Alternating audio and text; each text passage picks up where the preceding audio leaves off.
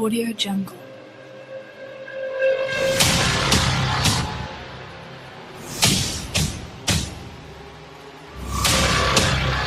Audio Jungle.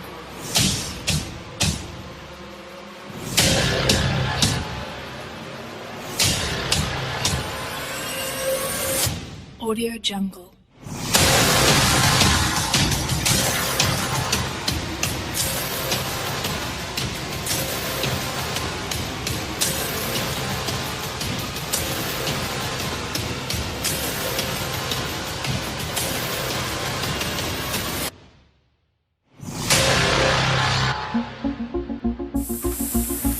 Saludos.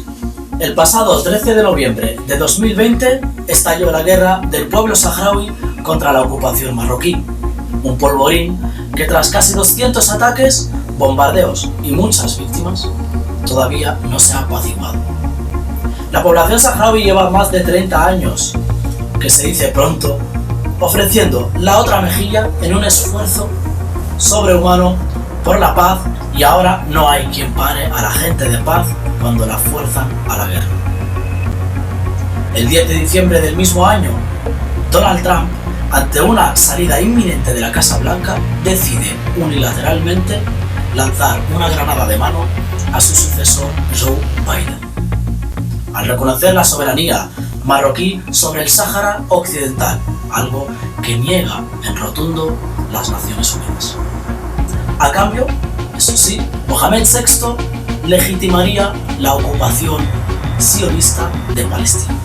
Después del éxtasis que provoca Trump en Marruecos, llega la cruda realidad. Es que un conflicto que había sido relegado a un segundo plano en el panorama internacional comienza a copar la atención de personas y medios de todo el mundo.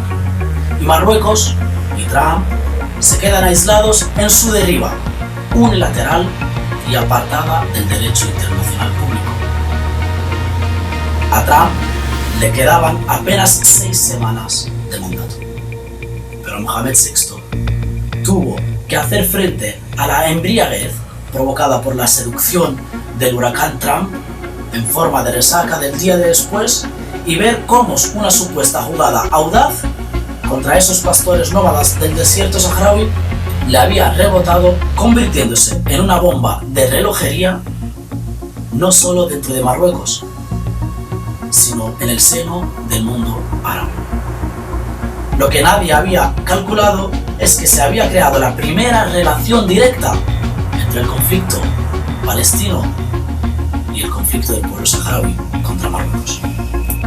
Tanto fue así que Marruecos se apresuró a enviar ayuda humanitaria a la franja de Gaza para intentar tapar sus propias vergüenzas y apaciguar la ira de sus súbditos, porque recordemos que el poder monárquico alauí es tal que los ciudadanos marroquíes no son considerados como tales por su gobierno, sino que son simples súbditos, una condición propia de las monarquías de la Edad Media. Tras el jarro de agua fría que Marruecos había echado sobre su propia población, las reacciones no se hicieron esperar y miles de marroquíes salieron a protestar contra lo que se consideraba una imperdonable traición al pueblo palestino y al propio pueblo marroquí. Todo ello sumado al caldo de cultivo que había creado la pandemia para una inevitable crisis social y política en un país donde los dirigentes se consideran los amos y los ciudadanos meros súbditos, y de sus derechos ni pío. Tras una inmensa campaña de desinformación por parte de los grandes medios de comunicación marroquíes, donde impera la férrea censura de la monarquía de Mohamed VI, gracias al Maghzen, el Deep State de Marruecos, lo que aquí conocemos como las cloacas del Estado, se logra anestesiar de nuevo a una parte de la población, mientras los que ya lideraban las protestas con anterioridad a la hecatombe Trump seguían movilizándose, reivindicando el derecho de vivir con dignidad. En medio de toda esta situación no podemos obviar un actor con una responsabilidad principal en lo que concierne a la piedra angular de este asunto, el Sáhara Occidental, o lo que llegó a llamarse el Sáhara Español, y posteriormente la provincia 53. Estamos hablando de España, que legalmente es la potencia administradora del Sáhara Occidental. Y no lo digo yo, es la propia ONU la que reconoce esta inequívoca responsabilidad. Un país al que Marruecos ha intentado forzar por las malas para que se sumase a la deriva del unilateralismo al margen del derecho internacional público. Pero España no cede y en un ejercicio de soberanía acepta la entrada de Brahim Ghali para ser tratado de contagio de COVID-19. Seguidamente, Marruecos pone el grito en el cielo y moviliza a los medios de comunicación a sueldo, y entre los que están a sueldo y los que, engullidos por la velocidad y la sobreinformación actuales, publican sin contrastar.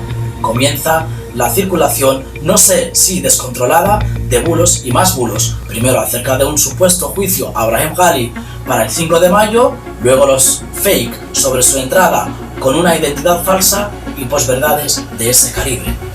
En cuanto a su supuesta entrada en España con una identidad falsa y con el consentimiento de las autoridades competentes, son cuestiones absolutamente contradictorias. Si el gobierno de España no solo tiene conocimiento de la entrada de Brahim Ghali, sino que el propio Ministerio de Exteriores es el que lo ha gestionado, ¿en qué cabeza cabe que tenga que entrar bajo una identidad falsa? De hecho, Brahim Ghali no solo entró con su identidad verdadera, sino que se sabe que entró con un pasaporte diplomático cuya validez está más que reconocida por el Estado español. Por un lado, tenemos a Mohamed VI seduciendo a Trump y a este acostado con Netanyahu. Por otro lado, tenemos al gobierno de España, que en los últimos 50 años se ha dedicado a mercadear con el pueblo saharaui sin mostrar ni un ápice de respeto a la Carta de las Naciones Unidas, concretamente a su artículo 1.2. En esta ocasión ha visto la oportunidad de contentar a su principal proveedor de gas, Argelia, aceptando la entrada del presidente de la República Saharaui en España el pasado 18 de abril, por motivos estrictamente humanitarios, según la ministra de Exteriores del Gobierno de España. Sobre todo esto estalla la guerra en Palestina y comienza el bombardeo de Gaza por parte del ejército israelí, la misma semana que iba a tener lugar una reunión de empresarios marroquíes e israelíes. Evidentemente tuvo que ser cancelada. Exactamente un mes después de la entrada de Brahim Ghali en territorio español, Mohamed VI, escondido tras la masacre de Palestina, ordena una acción claramente beligerante contra el gobierno español. Dicho ataque ha consistido en lanzar a miles de personas, entre ellas 2.000 niños y bebés, sin que importe que puedan morir por el camino. Una acción ante la cual no cabe ponerse de perfil, porque solo un miserable es capaz de enviar a niños a la muerte. Ríos de tinta se han escrito sobre la causa de la agresión marroquí a España y por lo general todo el mundo apunta a la entrada de Brahim Ghali. Pues la verdad es que parece una reacción un tanto desmesurada. Estoy seguro de que el gobierno español, por muy incompetente que le parezca a algunos, tenía más que prevista la posible reacción de Marruecos. Por eso intentó que todo se llevase a cabo con la mayor discreción posible. Además, el de Marruecos es un gobierno totalmente previsible. Ante A, hace B. Ante C, hace D.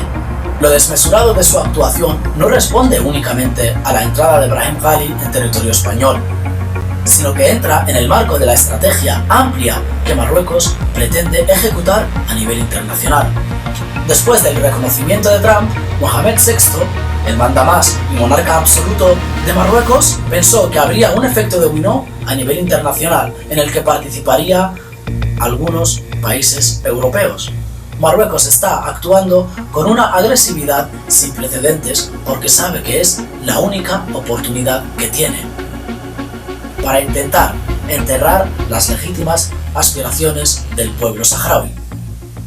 Marruecos, por tanto, ha encontrado una excusa de oro con la entrada de Brahim Ghali en territorio español y va a echar toda la carne en el asador, que es decir, de forma elegante, que quiere dar una estocada al gobierno español para que reconozca una soberanía marroquí sobre el territorio del Sáhara Occidental, reconocido por la Unión Africana como República Saharaui, alcanzando así el mayor logro que podría tener a este respecto, pues España está considerada, según el derecho internacional público, administrador legal del territorio saharaui, sobre el que aún no se ha formalizado la descolonización. Personalmente, no creo que la política de Estado española vaya a reconocer la soberanía de Marruecos sobre el Sáhara Occidental. No obstante, conociendo la vergonzosa y lamentable trayectoria de sus diferentes gobiernos, totalmente alejada del sentir de su ciudadanía, es posible que la tendencia de próximos gobiernos españoles vaya derivando hacia un reconocimiento implícito de una única solución, que es la autonomía homogeneizadora de Marruecos.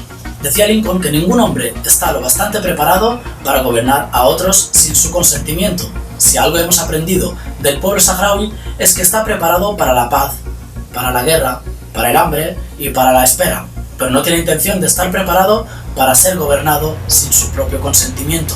Cuando un pueblo sufre opresión e ignominia, tiene dos reacciones: o acepta la sumisión o se rebela por propia existencia.